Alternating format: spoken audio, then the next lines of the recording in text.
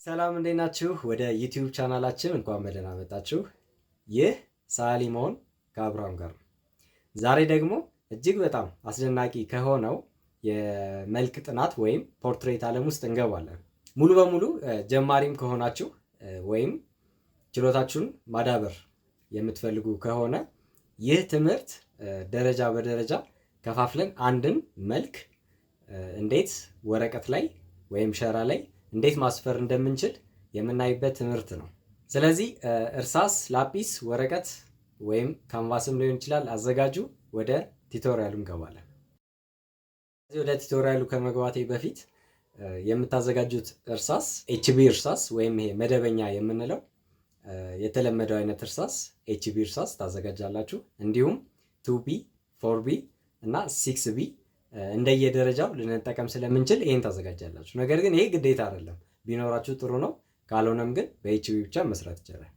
ለዛሬ ለማስተማሪያ እንዲሆን ይሄን በምስሉ ላይ የምትመለከቱትን ምስል እንደ ሪፈረንስ እጠቀማለሁ። ስለዚህ እናንተም የወደዳችሁትን ምስል ወይም ይሄንን ራሱን ምስል ሊሆን ይችላል ከፒንትረስት ወይም ከጉግል ላይ ሰርች በማድረግ እንደ ሪፈረንስ ወይም ማጣቀሻ ሊጠቀሙ ትችላላችሁ።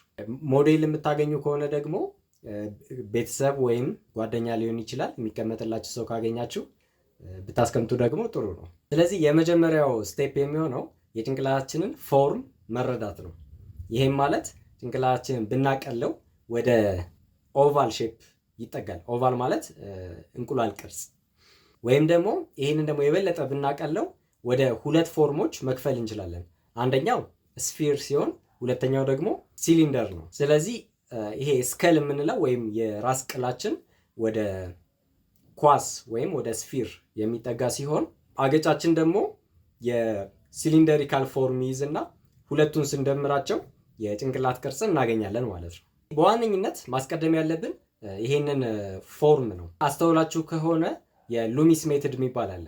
በዋነኝነት ፎርምን መሳል የሚጀምረው ከነዚህ ሁለት ፎርሞች ነው ማለት ነው። የራስ ቅላችን ወደ ስፊር የሚጠጋ ይሆንና በጎንና ጎን ግን ልክ እንደምታዩት ይቀነስለታል ማለት ነው። የተወሰነ ተቆርጦም ይነሳለሁ። በመጀመሪያ ቅድሚያ መስጠት ያለብን ይሄንን ዋና ፎርም መረዳት ላይ ነው እንጂ አቅም ዲቴይሎች ላይ ትኩረት መስጠት የለብንም። ሌላው የጭንቅላት ፎርም ከላይ ሰፋ ብሎ ወደ አገጭ ሲወርድ ግን ትንሽ ጠበብ እያለ የሚወርድ ነው።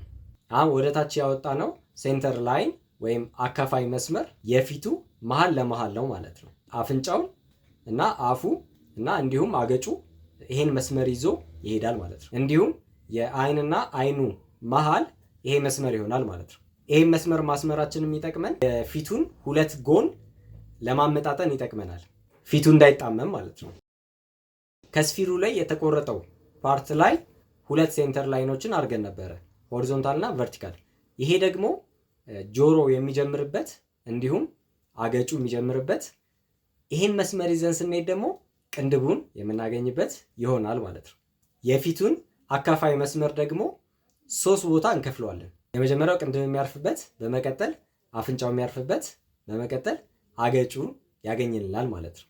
አሁን እነዚህ ክፍልፋዮች እንደ ማጣቀሻ ነው እንጂ የምንጠቀማቸው እንደየሰው መልክ ፕሮፖርሽኑ ወይም ልኬቱ ሊለያይ ይችላል። ለምሳሌ አንዳንድ ሰው ከአይኑ እስከ አፉ ያለው ርዝመት ሰፊ ሊሆን ይችላል። አንዳንዱ ደግሞ ከአይኑ እስከ ጭንቅላቱ ያለው ያ ማለት ግንባሩ ሰፋ ያለ ሊሆን ይችላል። አንዳንድ ሰው ደግሞ አገጩ ትንሽ ረዘም ሊል ይችላል። እንደዚህ አይነት የተለያየ አይነት የመልክ አይነት ስላለ እነዚህ እንደ ማጣቀሻ ነው የምንጠቀማቸው። በመቀጠል ወደ አይኖቹ ልኬት እንገባለን። የአይኖቹ ልኬት ላይ ስንመጣ የአይኑ የመጨረሻው ፓርት ቅድም የቅንድቡን አግኝተን ነበረ። አሁን ደግሞ የአይኑ የመጨረሻው የታችኛው ፓርት በአፍንጫውና በቅንድቡ መሀል አካባቢ ይገኛል። ይህን ካስቀመጥን በኋላ በአይኖቹ መሀል ላይ ያለው ክፍተት የአንድ አይን ያህል ስፋት ነው።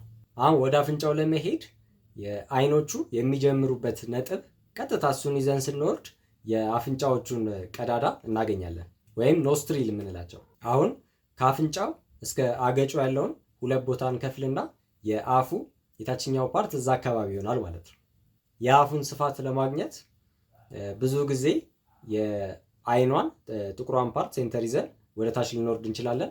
ወይም ደግሞ አንግሉን በማየት ከአፍንጫ ተነስቶ ወደ አገጭ ሲወርድ በምን አይነት አንግል ነው የሚወርደው የሚለውን በማየት የአፉን መጨረሻ እናስቀምጣለን። ጆሮ ደግሞ ከላይ የቅንድብን መስመር ይዞ ሲሄድ ከታች ደግሞ የአፍንጫ የሚያልቅበትን ይነካል። አሁን ወደ ቅርጾቹ መግባት እንጀምራለን። ወደ ቅርጾቹ ስንገባ እየጨረስን ሳይሆን የምንሄደው ዋና ዋና ቦታዎቹን እየጠቆምን ብቻ እናልፋለን። ይህም ማለት ለምሳሌ አይን በደረቅ መስመር ሳይሆን የምንሰራው ቀለል አድርገን ዋና ዋና አንግሎቹን እንዲሁም አይን የት ጀምሮ የት እንደሚያልቅ አንግሉን እናስቀምጣለን። እንዲሁም የላኛው የአይን መስመር እና የታችኛው የአይን መስመር የቱ ጋር እንደሚታጠፍ ምልክት እያደረግን እንሄዳለን። በቻልነው መጠን እዚህ ደረጃ ላይ ቀጥታ መስመሮችን ብንጠቀም ጥሩ ነው፣ ምክንያቱም ከርቮች ለመቆጣጠር ስለሚከብዱ። በተመሳሳይ ወደ አፍንጫ እንሄዳለን። አፍንጫ ላይ በቻልነው መጠን ሶስቱም ፕሌኖች ያ ማለት የፍሮንት ፕሌን የፊት ለፊት ያለውን ከሳይድ ሁለቶቹን ሳይዶች እነሱን ከፍለን እናስቀምጣለን። እንዲሁም የታችኛውን ፕሌን እና የፊት ለፊቱን ፕሌን እሱን እንለያለን። በመቀጠል የአፍንጫ ቀዳዳዎቹ የቴቱ ጋር እንደሚሆኑ ምልክት እያደረግን እናስቀምጣለን። አሁን ወደ አፍ እንገባለን። የአፍ ቅርጽ ላይ ስንመጣ አፍ የላኛው ፓርት 3 ፎርሞች አሉት። የሶስት ፎርሞች ኮምቢኔሽን ነው። የታችኛው ደግሞ 2 ፎርሞች። አሁን እዚህ ጋር 2 አሰራር አለ።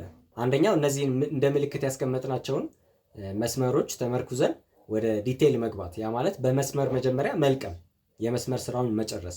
ሁለተኛው መንገድ ደግሞ እዚሁ ባለበት የተወሰነ ቶን መስጠት ነው። በሁለቱም ቢሆን ግን ወደ ቶን ስትገቡ ዋና ብርሃንና ጥላ መለየት ነው የመጀመሪያው ስቴፕ የሚሆነው። እኔ ሪኮመንድ የማደርገው ወደ ዲቴይል ሳንገባ ዋና ብርሃንና ጥላ መስጠት ይፈልጋል በዚህ ደረጃ ላይ። ይህም የሚሆንበት ምክንያት ምንድን ነው?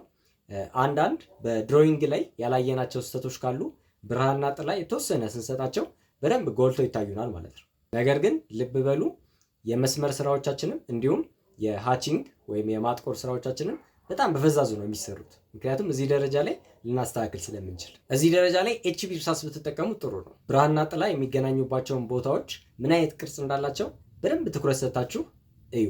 አሁን እዚህ ደረጃ ላይ የሚስተካከሉ ነገሮች ካሉ አስተካክሉ። መቀጠል ካለባችሁ ደግሞ ጥላውን የተወሰነ ክብደት እየሰጣችሁ ትሄዳላችሁ። ነገር ግን እዚህ ጋር እንደምታዩት ጥላዎች ውስጥ ምንም ልዩነት እየፈጠርኩ አይደለም። ጀስት አንድ ላይ ሙሉውን ትኩረት ሰጠዋለሁ ማለት ነው። ያ ማለት ጥላ ውስጥ ያለው የመጨረሻ ብርሃን የምንለው ወይም ተንጸባራቂ ጥላ እሱ ደረጃ ላይ እስከሚደርስ ድረስ አንዴ ቶን ሰጠዋለሁ ማለት ነው። ይህን ከጨረሳችሁ በኋላ ብርሃንና ጥላ የሚገናኝበት ቦታ ላይ እያጠነከርን እንመጣለን፣ ወይም ኮር ሻዶ የምንለው ማለት ነው። እዚህ ጋር እንደ አንድ ቲፕ የምሰጣችሁ ምንድን ነው፣ ቶን ስትሰጡ በአንዴ ጨርሳችሁት አትሄዱ። 2፣ 3፣ 4፣ 5 እየደጋገማችሁ ማለት ቶን መስጠት። ያ ማለት ከላይ ጀምራችሁ አንዴ አንድ ቶን ከሰጣችሁ በኋላ ታዩታላችሁ። ዜን የሚያንሰው ከሆነ አሁንም አንዴ ትጨምራላችሁ ማለት ነው። ነገር ግን ወደፊት በደንብ ልምድ እያካበታችሁ ስትመጡ ግን ይሄንን ሌየሮች መቀነስ ትችላላችሁ። ያ ማለት ድግምግሞሹን መቀነስ ትችላላችሁ። ለምሳሌ በአንድ ተች ወይም በ2 ተች አንድ የምትፈልጉትን ቶን ልታመጡ ትችላላችሁ ማለት ነው። ለመጀመሪያ ግን ላለመልፋት፣ ያ ማለት በላጲስ 10 ማጥፋት 10 መስራት እንዳይሆን አንድ ጊዜ ቶን አንዴ ትሰጣላችሁ፣ ከዛ ትደግማላችሁ እያለ ይሄዳል ማለት ነው። በመጨረሻ ላይ ጥላው በቂ የሆነ ደረጃ ላይ ሲደርስ አሁን ደግሞ ብርሃን ላይ ያሉ ጥላዎችን እንሰራለን። ያ ማለት በሃይላይት እና ሃፍቶን መሀል ያሉትን ልዩነቶች እንፈጥራለን ማለት ነው። እዚህ ጋር የምጠቀመው ዘዴ እኔ ምንድን ነው፣ ብርሃኖቹ ወይም ፍንጥቅ ብለው የሚወጡ ብርሃኖች ወይም ሃይላይት የምንላቸውን ቦታዎች ልክ በምስሉ ላይ እንደምታዩት የሆነ ሼፕ መስጠት፣ ቅርጽ፣ ከዛ እሱን ትተን ዙሪያውን ያለውን ቶን እንሰጣለን ማለት ነው። አሁን ዋና ዋና ቶኖችን ስላስቀመጥን አሁን የምናደርገው ደግሞ ጠርዞችን ማስቀመጥ እንጀምራለን። ጠርዝ ወይም ኤጅ የምንላቸው ጠርዝ አሁን 3 አይነት አለ። አንደኛው ኪዩቢካል የሆነ ጠርዝ አለ፣ ሁለተኛው ሲሊንደሪካል የሆነ ጠርዝ፣ ሶስተኛው ስፌሪካል የሆነ ጠርዝ አለ። እነዚህን ጠርዞች በደንብ ከለየን በኋላ አሁን በደንብ ኮንትራስት እየፈጠርን እንሄዳለን። ያ ማለት ለምሳሌ ኮንትራስት የማያስፈልገው ቦታ ላይ ብሌንድ እናደርጋለን፣ እንቀላቅለዋለን ማለት ነው። ለምሳሌ ጥላ ውስጥ ያሉ ቶኖች አሁን ብዙ ጊዜ ተቀራራቢ ናቸው። አሁን እነሱን እናመሳስላለን። በዛውን ያህል ደግሞ ብርሃን ውስጥ ያሉ ጥላዎች ደግሞ ተመሳሳይ ናቸው፣ ይቀራረባሉ ቶኖቹ። እነሱን ተቀራራቢ እናደርጋለን። አሁን ኃይለኛ ኮንትራስት የሚኖረው ብዙ ጊዜ ብርሃንና ጥላ የሚገናኝበት ቦታ ላይ እንደየአስፈላጊነቱ ቶን እየሰጠን እንሄዳለን። የመልክ ጥናት ስትሰሩ ለየብቻ ፊታችን ላይ ያሉ የሰውነት አካሎችን አይን፣ አፍንጫ፣ አፍ እነዚህ ለብቻ ይጠናሉ። እነዚህን ቪዲዮዎች በቀጣይ ላይ እሰራላችኋለሁ። እሺ፣ ይሄ ቪዲዮ የመልክ ጥናት ለመስራት እንደ መነሻ ጥሩ ይሆናችኋል ብዬ አስባለሁ። ይህን ቱቶሪያል በመከተል ቤታችሁ ሁላችሁም ፕራክቲስ እንደምታደርጉት ተስፋ አለኝ። ይሄ ቱቶሪያል ከጠቀማችሁ ወይም ጥያቄ ከፈጠረባችሁም ኮሜንት ላይ አሳውቁኝ። ይህን ቱቶሪያል ከወደዱት ሰብስክራይብ ማድረግ እንዳይረሱ። በቀጣይ ቪዲዮ እንገናኛለን።